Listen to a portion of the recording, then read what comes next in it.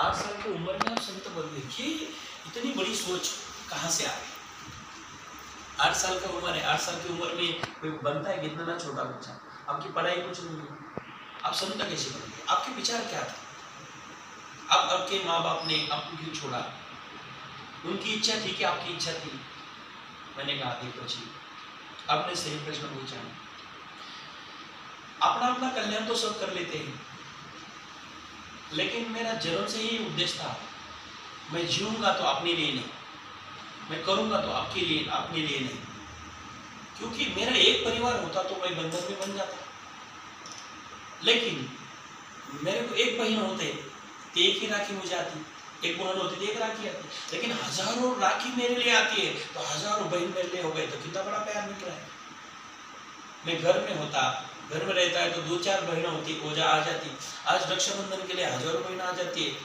मैं संत बन गया और सब मेरे को बहनें मिल गए, भाई मिल गए, जैसे इतने रिश्ते बढ़ गए, क्योंकि मैंने एक को छोड़ा और सबको पकड़ा। संसारिक आदमी दुखी क्यों होता है? संसारिक आदमी क्योंकि एक को पकड़ता है, सबको छोड़ता है। हम सब छोड़ते हैं, सबको पकड़ते हैं, लेकिन भगवान को छोड़ते हैं, तो इसलिए हम जगत में जुड़ जाते हैं और जगत हमें जुड़ जाता है कि लेकिन ये जानकर कि ये हमारा कुछ नहीं है, ना कुछ साथ में आने वाला है, सिर्फ भगवान का नाम, भगवान की भक्ति, यही साथ में है। लंकापति रावण था, सोने के घर में रहता था, लेकिन जाते समय कुछ लेकर थोड़ी गया। इतना बड़ा ऐश्वर्य था, वो कुछ लेकर तो नहीं गया। वैसी ही बात है, हम संत जानते हैं कुछ लेकर जाने वाले नहीं है, लेकिन यहाँ के यहाँ दे देना, वहाँ का वहाँ ज्ञान ले जाना, क्योंकि ज्ञान कमाएंगे, धर्म कमाएंगे, पुण्य कमाएंगे, ये हमारे साथ आ सकता है। जब हम ये शरीर छोड़ते हैं तो सिर्फ हमारे साथ पुण्य आता है, सत्कर्म आता है, सद्भावना आती है, सद्विचार से हम जो ज्ञान देते हैं वो आता है, और दूसरे को जो हम सहकारी कर लेते हैं वही पुण्य हमें काम आता है। पुण्य के बिना कुछ लेकर नहीं जा सकते। जिसको ज्ञान होता है वही संत बन सकता है। अब संत बनने के बाद अपना कोई नहीं रहता और पराया कोई नहीं रहता। संत को सब एक जैसे होते हैं, और एक जैसे जिसको होते वो संत होता है। किसी के तरफ भेद रखना ये संत की बात नहीं है। संत किसी का भेद नहीं करते कभी, और जो भेद करते वो कभी संत नहीं हो सकते। भेद करना ये बुरी बात है, दया करना ये सबसे बड़ी बात है। कोई अज्ञानी हो, कोई अनपढ़ हो, फिर भी दया करते रहो। कोई किसी से थोड़ी सी हल्की सी गलती हो गई, कोई बात नहीं, होने दो, सुधर जाएगा। दया ही धर्म है, और धर्म ही सबसे बड़ा कर्म है। धर्म करना क्या है? दया करते रहो। हम जा रहे किसी तरह कहीं जा रहे हैं, कोई भूखा आदमी देखा उसको खाना खिलाओ, यही पुण्य है। प्यासा देखा पानी पिलाओ, यही पुण्य है। कोई आदमी देखो, हमारे संत एकनाथ महाराज जी महाराष्ट्र के हुए, कितने बड़े संतों हैं। जब उन्होंने ठान लिया मन में कि मुझे गंगा जल गंगोत्री से ला करके रामेश्वर पर चढ़ाना है, 5 साल पैदल यात्रा की उन्होंने। 5 साल यात्रा करने के बाद पैदल यात्रा कर रहे थे, 5 साल पैदल यात्रा चल रही थी, और 5 साल पैदल यात्रा करके गंगा जल गंगोत्री का गंगा जल आया, कमंडल में था, रामेश्वर चले गए। भगवान श्री रामेश्वर जी का गोमुख दिख रहा था, मंदिर का घुमट दिख रहा था, गोमुख। अभी 10 मिनट में मंदिर के पास पहुंचने वाले थे, लेकिन मंदिर के दरबार में जो वालवंट होता है, वहां पर एक गधा पानी के पैसे, पानी के मारे मर रहा था, तड़प रहा था। गधा वालवंट में पड़ा हुआ, वही रीति में पड़ा था, पानी के मारे पैसा था और पानी के लिए तड़प रहा था। संत एकनाथ जी ने देखा, अरे इसको 10 मिनट के बाद पानी नहीं मिलेगा, 2 मिनट के लिए पानी नहीं मिलेगा, 2 मिनट के बाद तो ये मर जाएगा, और मेरे आंखों के सामने ये गधा मर जाएगा।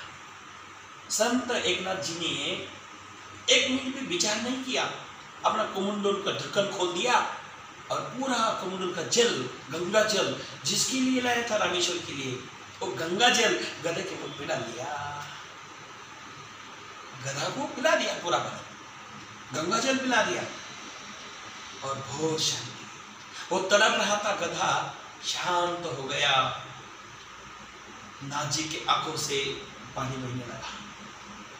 हे रामेश्वर जी, मैंने आपके लिए पानी लाया था, गंगा जल लाया था, लेकिन मैं आपको आपके पिंड पर नहीं चला सका, आपको आप पर नहीं चला सका, मुझे क्षमा कर देना। ठान लिया था मैंने 5 साल के बाद में पहले कि आपको मैं गंगा जल चढ़ाऊंगा, लेकिन ये गधा मर रहा था, इसका आत्मा तड़प रहा था, ये 10 मिनट के बाद में पानी नहीं मिलता तो मर जाता, इसलिए मैंने इसको पिला दिया। मेरा गंगा जल आप यहाँ से स्वीकार कर लेना।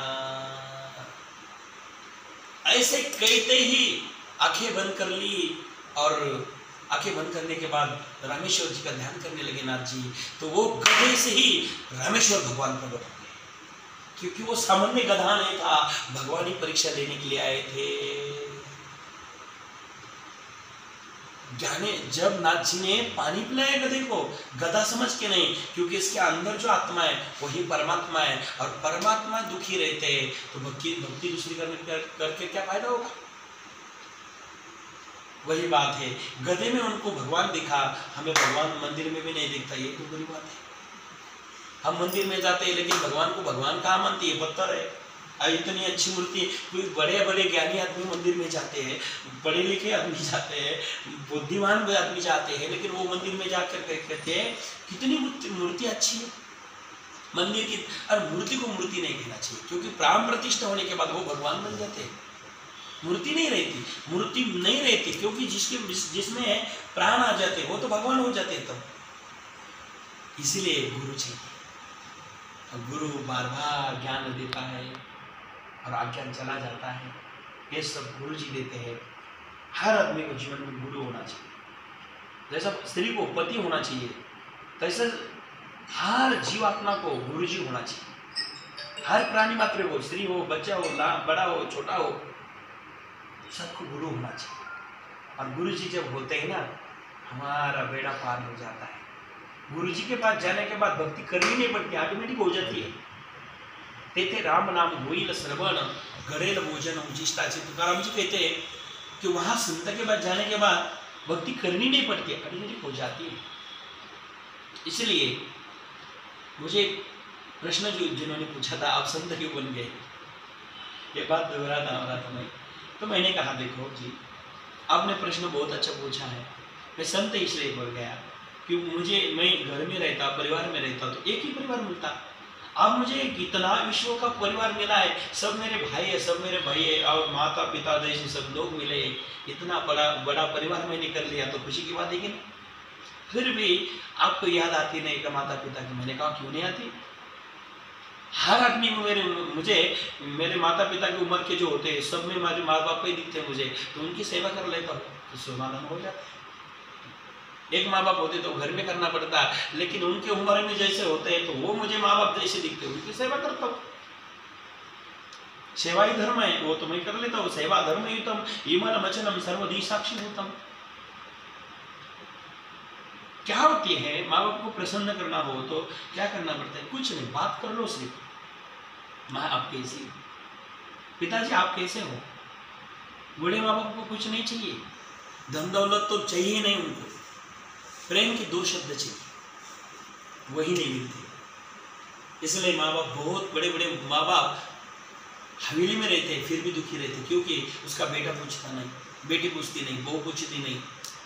क्या करते हैं, इष्टिक संसार, जितना बड़ा संसार हो, इतनी बड़ी कुछ जमाने में कमा लिया हो, लेकिन कुछ पूछने वाला नहीं हो, तो फिर वो दुखी हो जाते हैं। इसलिए हर आदमी को अपने माता पिता जिसको होते हैं उनकी सेवा करना जरूरी है, गुरु की सेवा करना जरूरी है।